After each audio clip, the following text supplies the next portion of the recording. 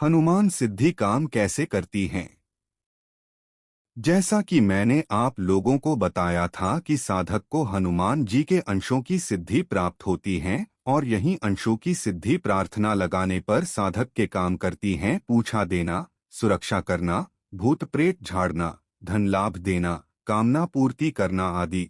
अब ये अंशों की सिद्धि सच में काम कैसे करती हैं, वो बताता हूँ। मान लो आपने हनुमान सिद्धि करी और आपको हनुमान जी के 100 अंशों की प्राप्ति हो गई, तो जैसे कि आप चाहते हैं कि आप हर तरह की नकारात्मक ऊर्जा से और तंत्र बाधा से सुरक्षित रहे, तो आप हनुमान जी से प्रार्थना कर सकते हैं कि प्रभु आप अपने 10 अंशों को मेरी सुरक्षा में लगा दे। एक काम करने के लिए कम से कम 2 अंशों की जरूरत पड़ती है और जितने ज्यादा अंश एक काम पर लगाए जाएंगे वो उतनी ही तीव्रता से कार्य करेंगे। अब आपके पास कोई व्यक्ति आया जो भूत बाधा से पीड़ित हैं, तो आपने हनुमान जी से प्रार्थना लगा दी कि प्रभु आप अपने 5 अंशों से इसका झाड़ा लगा दें और इसके शरीर की सुरक्षा करें। अब अचानक से उस व्यक्ति की सारी समस्याएं तुरंत कट जाएगी। इसी तरह आप हनुमान जी से एक ही बार कितने ही काम ले सकते हैं, लेकिन इस बात का ध्यान रखना कि आपको पता रहे आपके पास कुल कितने अंश बाकी हैं। अगर आप सारे अंशों को बांट देंगे तो आपके पास कुछ भी नहीं बचेगा। फिर न आपकी रक्षा होगी, न आपको पूछा आएगी, न आपके खुद के काम सिद्ध होंगे। भक्ति करने से, मंदिर जाने से, व्रत करने से अंशों में वृद्धि होती है। सभी कार्य केवल प्रार्थना लगाने से नहीं होते हैं। कुछ कार्यों को करने के लिए जाप करना पड़ता है, कुछ के लिए हवन लगता है, कुछ के लिए रुद्राक्ष यंत्र आदि की आवश्यकता पड़ती है।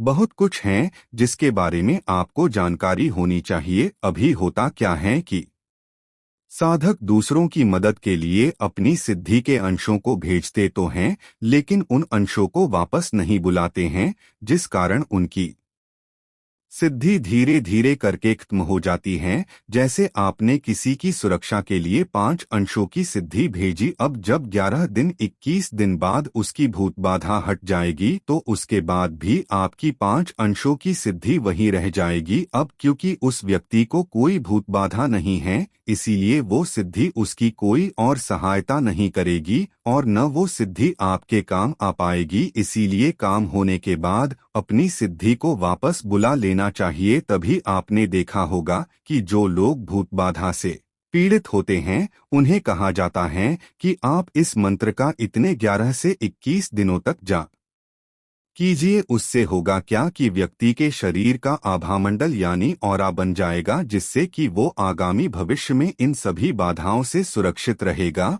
और वो साधक अपने अंशों को वापस बुला सके। वरना अगर व्यक्ति ने मंत्र जाप नहीं किया और 11 से 21 दिनों बाद जैसे ही साधक अपने अंशों को वापस बुलाएगा, उसके 2 से 4 दिन बाद वही भूत बाधा उसी व्यक्ति को फिर पकड़ लेगी। तो ये एक साइंस है जिसको समझना पड़ता है कि शक्तियां कैसे कार्य करती हैं।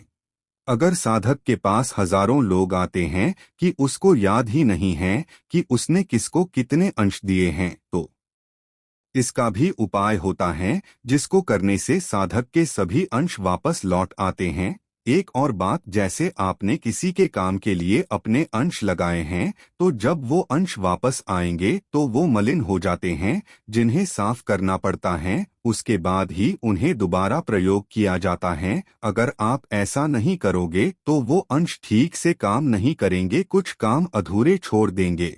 और एक बात, जिसके पास पहले से सिद्धि मौजूद है तो वो अपनी सिद्धि में से कुछ अंश किसी को भी दे सकता है, जिसको कि सिद्धि ट्रांसफर कहते हैं। अभी तो और भी बहुत सारी बातें हैं बताने को, लेकिन अभी फिलहाल ये वीडियो बहुत लंबा हो गया है। और देखो भाई, एक होती है गोली सिद्धि की, सब साधना के नाम पर 40 बार यह मंत्र पकड़ा दिया और बोला इतने दिनों तक इतना जाप करो, लेकिन उसके बाद न तो सिद्धि का इस्तेमाल करने के लिए ये बातें बताई जाती हैं, न पूछा लेना का प्रैक्टिकल सिखाया जाता है। बस स्वप्न में दर्शन हो गए, ध्यान में झलक दिख गई, संकल्पित कार्य सिद्ध हो गया, इसे ही सिद्धि का नाम दे दिया जाता है। आपको क्या है, यूट्यूब फेसबुक पर कोई भी मुख्य सिद्धि ऐसे ही डाल देगा या 1100 से 2100 में दे देगा।